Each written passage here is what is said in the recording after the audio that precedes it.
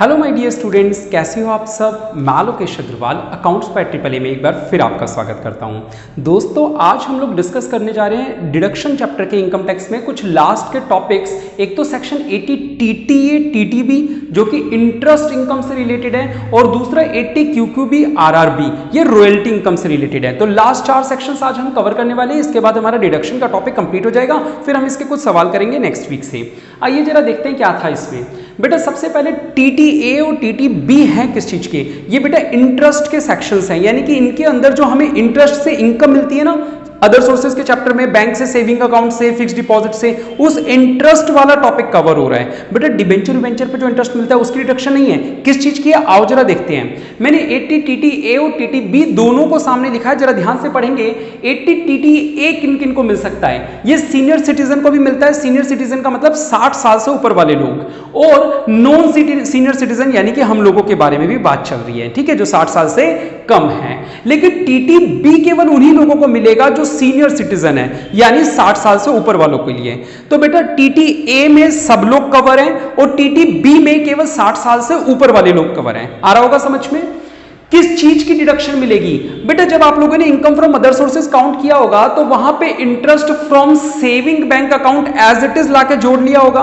एक बार तो उस इंटरेस्ट को अदर सोर्सेज के चैप्टर में ऐड कर लिया जाता है, कोई टेंशन नहीं है, बिल्कुल ऐड कर लिया जाता है। बाद में जब डिडक्शंस आ जाती है ग्रॉस टोटल इनकम के नीचे, जब लेस की जाती है deduction from section 80C to 80U, उसमें एक डिडक्शन आती है 80 टीटीए की।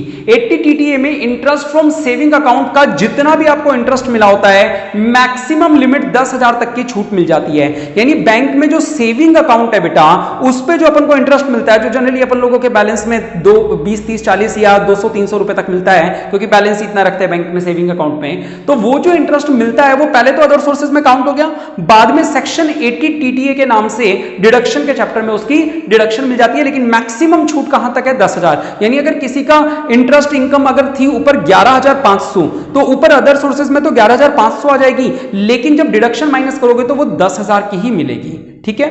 80 टीटीबी किसके लिए थी, ये केवल सीनियर सिटीजन के लिए, क्योंकि सीनियर सिटीजन 60 साल से बड़ा इंसान क्या करता है, अलग अलग जगह पैसा इन्वेस्ट करता है, पोस्ट ऑफिस में, सेविंग अकाउंट में, फिक्स डिपॉजिट करवा के रखता है, क्योंकि बुढ़ापे का सहारा है उनका वो।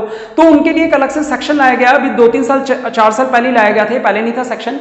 इंटरेस्ट फ्रॉम बैंक अकाउंट उनका हो, यानी उनको सेविंग बैंक पे मिले, या उनको कोऑपरेटिव बैंक, आपको पता होगा जैसे अपने यहाँ इंटीग्रल कोऑपरेटिव बैंक है, तो ये कोऑपरेटिव बैंक से मिला हो, या पोस्ट ऑफिस से मिला हो। जो इंपॉर्टेंट बात है वो है कि फिक्स्ड डिपॉजिट का इंटरेस्ट भी इसके अंदर अलाउड होता है उन लोगों को। बेटा हम लोग जब नॉर्मल पर्सन 60 साल से कम वाला है, उसे केवल सेविंग अकाउंट का इंटरेस्ट की ही छूट मिलती है, जबकि जो बुजुर्ग इंसान है उन्हें 80 टीटीबी के सेक्शन के अंदर फिक्स्ड डिपॉजिट, जिसपे ज्यादा इंटरेस्ट की रेट होती है और एफडी की वैल्यू भी बड़ी होती है, तो इंटरेस्ट भी बड़ा बनता है उनका, तो उन्हें ज्यादा छूट दी गई, उन्हें इन सारे चीजों से छूट दी गई। कह रहे इनमें से अगर किसी भी सोर्स से पैसा आया है तो आप वो डिडक्शन के नाम से माइनस कर सकते हो, और कितने रुपए तक कर सकते हो, 50,000 रुपए तक, जो काफी अच्छी लिमिट तय की गई। बुजुर्गों के लिए एक अच्छा चीज की गई कि उनको टैक्स कम देना पड़े, तो उनको एक ऑप्शन दिया गया कि अगर आपको बैंक से एफडी वगैरह का इंटरेस्ट आता है, एक बार तो आप अदर सोर्सेज में जोड़ लीजिए, लेकिन बाद में आपको सेक्शन 80 टीटीबी में छूट मिल जाएगी।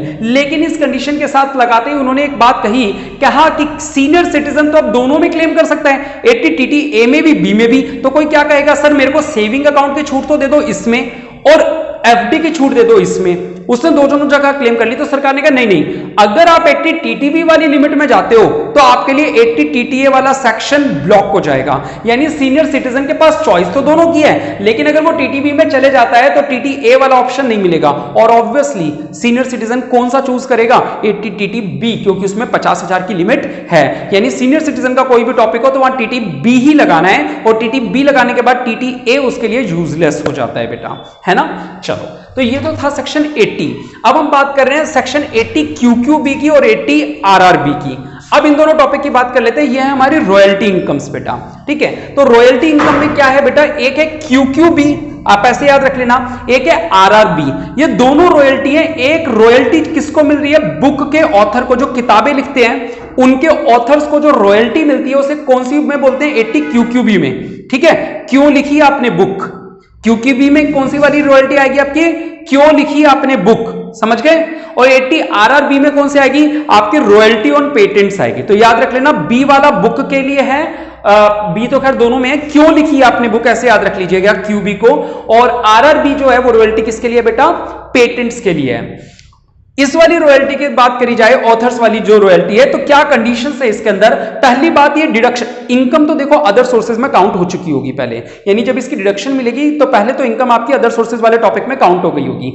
अब क्या होगा, अदर सोर्सेज वाले में काउंट हो गई तो अब आपको छूट लेनी है इस सेक्शन में। जैसे ये 80 टीटीए आपकी इंटरेस्ट इनकम काउंट हो गई पहले अदर सोर्सेज में, अब आपको क्या करना है, छूट लेनी है 80 टीटीए में। उसी तरह 80 क्यूक्यूबी वाली इनकम एक बार तो अदर सोर्सेज में काउंट हो गई, अब आपको क्या करना है, नीचे छूट लेनी है। कैसे लोगे, किसको मिलेगी, ये केवल उसी को मिलेगी जो रेसिडेंट ऑफ इंडिया है। यानी आपने भारत में बुक लिख दी, बहुत अच्छी किताब चल रही है, और आपको वो जो पब्लिशर है वो आपको क्या दे रहा है, रॉयल्टी दे रहा है, और आप फॉरेन में जाके स्टैब्लिश हो गए हो, या फॉरेन ऑथर और इंडिया के अंदर आपकी बुक्स बड़ी फेमस हो रखी हैं। कई फॉरेन ऑथर्स होते हैं जिनकी अच्छी अच्छी किताबें पीएचडी वगैरह में काम आती हैं, तो आपको ये छूट केवल उन्हीं को मिलेगी जो रेसिडेंट इन इंडिया हैं, उन्हीं को ये छूट मिलेगी, पहली बात। दूसरी बात, बुक्स ऑथर्ड बाय हिम, जो जिन किताबों की रॉयल्टी मिल रही है, हर तरह की किताब की नहीं बेटा, इंडिया में चंपक जैसी किताबें भी छपती हैं, सुना है चंपक आप लोगों ने, ठीक है, गृह शोभा, चंपक, इस तरह की चीजें भी छपती है। नहीं, यहां पे कौन सी बुक्स के वालों को छूट मिलेगी, केवल books authored by him is work of, वो काम किस चीज से रिलेटेड हो, लिटरेसी से रिलेटेड हो, आर्टिस्टिक हो, या साइंटिफिक नेचर का हो। इन तीन नेचर से अगर रिलेटेड है तो ही आपको छूट मिलेगी। और ये मान के चलिए जो पेपर में सवाल आएगा, अगर आया तो उसमें ऑब्वियसली होगा, तभी आपको छूट मिलेगी। छूट कितनी मिलेगी, उसकी लिमिट क्या है, लिमिट बना दी कि या तो जो आपको इनकम आपने काउंट करी थी वो, या 3 लाख, दोनों में से जो भी कम हो। मान लो आपने जो अदर सोर्सेज में इनकम काउंट करी थी वो 4.5 लाख है, तो छूट कितनी मिलेगी, 3 लाख ही मिलेगी। और अगर वो 2.5 लाख है तो छूट कितनी मिलेगी, 2.5 लाख मिलेगी। बड़ा सिंपल सा था। 80 आरआरबी अलग से सेक्शन बना दिया गया, सेक्शन रॉयल्टी के लिए है, रॉयल्टी में जिसमें इनके पास पेटेंट्स हो। जैसे बेटा बजाज के पास डीटीएसआई इंजन टेक्नोलॉजी का पेटेंट है, तो बेटा जिनके पास पेटेंट है, अगर वो किसी को पेटेंट यूज करने के लिए परमिशन दे देते हैं तो वहां से उनको रॉयल्टी आती रहती है। तो बेटा ये जो रॉयल्टी इनको आ रही है, इसकी छूट भी सेम वही रूल्स के साथ लगेगी जो रूल्स यहां पे थे, और वही 3 लाख की लिमिट इसमें भी है। तो यहां जाके आप लोगों का डिडक्शन का चैप्टर कंप्लीट हो जाता है, और अब हम लोग इस सवाल, इन चैप्टर्स के सवाल करने के लिए तैयार हो गए हैं। तो आप लोग सारे सेक्शंस को अच्छे से याद कर लीजिएगा, और न केवल इस चैप्टर में ये चैप्टर काम आएगा, पुराने चैप्टर भी काम आएंगे इसमें भी और आने वाले चैप्टर में भी। इनफैक्ट नेक्स्ट चैप्टर भी आप लोग तभी कर पाएंगे जब आपको ये वाला चैप्टर ठीक से आता हो और पुराने वाले भी ठीक से आता हो। तो आप संडे को बैठ के आराम से पूरे के पूरे सेक्शंस वगैरह याद कर लीजिएगा, ताकि आप लोग तैयार हो जाएं डिडक्शन के चैप्टर के लिए। आज के लिए इतना ही। कैसे रही क्लास, लाइक और कमेंट करके जरूर बताएं। बहुत बहुत शुक्रिया। जय हिंद, जय भारत।